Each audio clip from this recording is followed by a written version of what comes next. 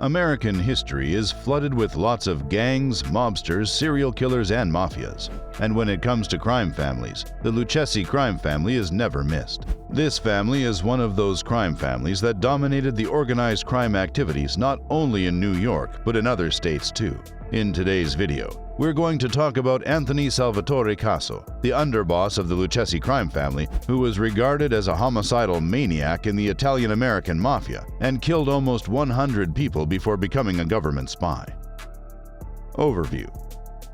During a period that spanned a few years in the 1980s, Anthony Caso was renowned as one of the most savage mobsters and crime underbosses New York City has ever seen. However, the suspicion that accompanied his ascension through organized crime levels was increasing as he was becoming a big name in the mafia world. Being a mobster from the Lucchese crime family, he didn't care if he broke holy mafia traditions or murdered people based on the slightest suspicion that they were informants, because this guy only wanted to make money, and in fact, Anthony Caso detested informants more than anything else. However, after evading capture for 3 years, he was finally captured as he walked out of the shower. And in 1993, Caso acknowledged having killed at least 36 people he suspected of being informants and ordering the death of 100 more people. Caso had worked his way up from the cobblestone streets of South Brooklyn on the strength of his reputation as a man who was able to assassinate anyone who testified against him. But he turned out to be an informant, which got him locked up in a supermax jail in Arizona, where he remained until he passed away from COVID-19 in 2020. Now let's look at his terrible journey as a mobster and bloodsucker. Early life. Anthony Caso was born on May 21, 1942, in Brooklyn, New York. He spent his childhood on Union Street, close to the city's waterfront. He spent his time by engaging in juvenile brawls with his up-and-coming South Brooklyn Boys gang and shooting birds off of tenement buildings and brownstones with a .22 caliber rifle that he had modified to include a silencer. Apart from that, he also used to shoot birds off of rooftops. His godfather was a Genovese crime family captain and had a record for burglaries in the 1940s, but he also worked honestly as a longshoreman and counseled Caso to steer clear of that line of work. Instead, Caso looked up to his father's legacy and even took his surname, Gaspipe, from the weapon that was said to be his father's favorite. Rise in the Mafia. When Caso was 21 years old, he was recruited by the Lucchese crime family. After the Gambino and Genovese families, it was the city's third largest mafia organization by size. At the Brooklyn docks, he began his career as a loan shark and an enforcer for Christopher Funari's bookmaking operation. When a dock worker mentioned wearing new shoes, his sarcastic sense of humor immediately became apparent. An investigator stated that Gaspipe got control of a forklift and dropped around 500 pounds of cargo on the victim's foot, breaking most of his toes. After that, he chuckled and said he wanted to check out how well the new boots worked, even though he was arrested a total of 5 times between the years 1965 and 1977 on state and federal offenses that ranged from assault with a firearm to heroin trafficking. All of the cases against him were eventually dropped because witnesses refused to testify against him. Nevertheless, with another Lucchese crime family member, Vittorio Amuso, Caso finally climbed through the ranks and achieved the status of made man in 1979. Together, they engaged in activities like drug trafficking, gambling rackets, and extortion of building contractors and transportation firms in exchange for labor union peace. 19th Hole Crew.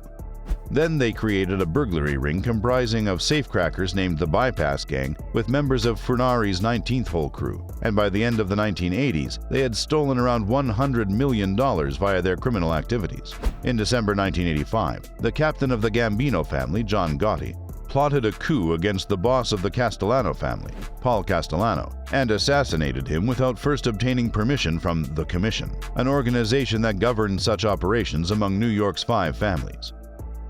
The twist. The head of the Lucchese family, Anthony Corallo, and the head of the Genovese family, Vincent Gigante, were both enraged and recruited Anthony Caso to seek punishment for their families. Caso and Amuso found out about a meeting that Gotti had arranged to take place on April 13, 1986, at the Veterans and Friends Club in Brooklyn. Their inside man was Daniel Marino, a capo for the Gambino crime family. They had a group not linked with them plant explosives in the Buick Electra that was driven by Gotti underboss Frank DeCiccio. Because Gotti made a hasty decision to back out of the event, Only DeCiccio was gunned down. After that, in November, when Corallo was found guilty of racketeering, he elevated Amuso to the leader of the Lucchese family. When Corallo was condemned to 100 years in prison in January 1987, Amuso formally assumed control. After being promoted to consigliere, Casso experienced a greater sense of invulnerability than at any other time. Casso either personally assassinated or ordered a hit to be carried out on anyone suspected of being an informant. Casso also recruited New York Police Department officers Louis Ippolito and Stephen Caracappa so that he could better enlighten himself.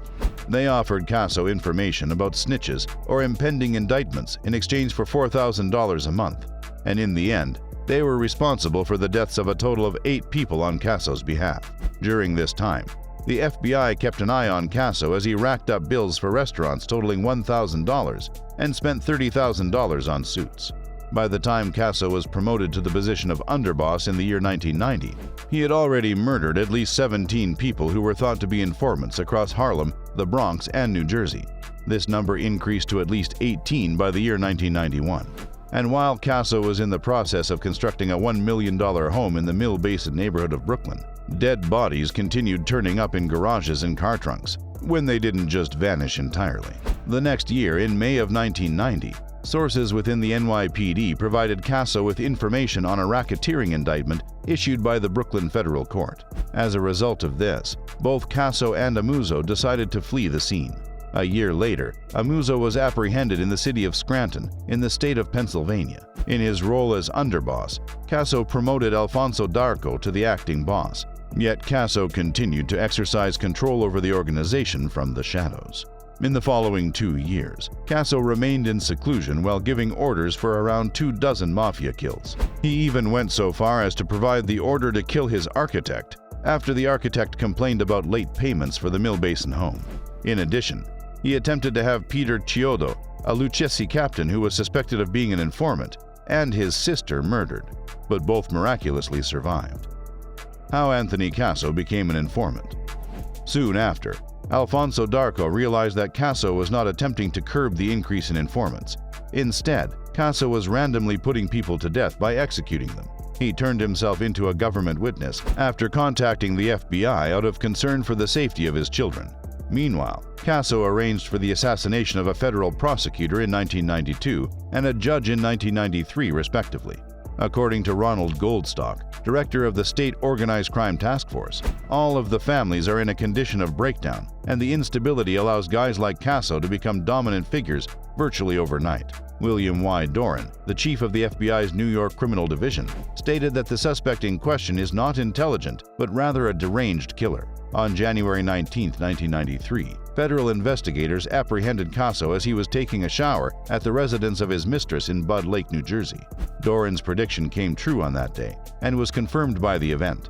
In 1994, he entered a guilty plea to 72 criminal counts, including racketeering, gangland murder charges, and other crimes. However, to get a better bargain, he ratted out other individuals, including NYPD officers Ippolito and Caracappa. Even though this gained Anthony Casso a place in the Witness Protection Program while he was still doing time in federal prison, in 1997, the arrangement was canceled due to a series of bribes and attacks, and he was subsequently kicked out of the program. Finally, in 1998, a federal judge found Casso guilty of racketeering, conspiracy to commit murder, bribery, extortion, and tax evasion, and he was sentenced to 455 years in prison as a result of his convictions. In 2009, Casso received a diagnosis of prostate cancer as he was rotting away in the United States Penitentiary Tucson in the state of Arizona. Even before he contracted COVID-19, Casso was already in poor condition, according to his lawyers. He was unable to move around without the assistance of a wheelchair, and he was in the process of getting a heart operation, and he already had lung problems. After pleading guilty to 11 charges of murder in aid of racketeering, Casso was sentenced to 455 years in prison. However, this doesn't even account for half of the killings the federal government claims Casso confessed to. According to law enforcement sources, the deadly mafioso's name, Gaspipe, first published in the Daily News in 1972, was derived from his father. According to this source, his father carried a little gas pipe with him and used it as his primary weapon. Unfortunately, Anthony Casso's appeal for compassionate discharge was denied by a judge on November 28, 2020, and he passed away while being kept alive by a ventilator on December 15, 2020.